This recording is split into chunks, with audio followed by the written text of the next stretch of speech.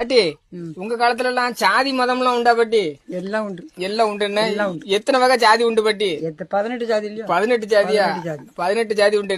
இப்பவும் நான் ஜாதி நீ அந்த ஜாதி இந்த ஜாதி சண்டை போட்டு வரலாங்களே. சண்டை போடாதான் அது வரும். அது மனுஷனா நம்ம மனுஷன் தான் வகுத்தது, கடவுள் வகுத்தது கிடையாது.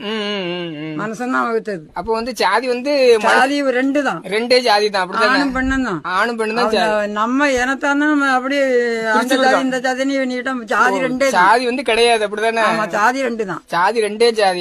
ஆணும் பெண்ணும் தான். ஆணும் பெண்ணும் தான் ஜாதி. வேற ஜாதி கிடையாது. வேற கிடையாது. என்ன பாட்டி?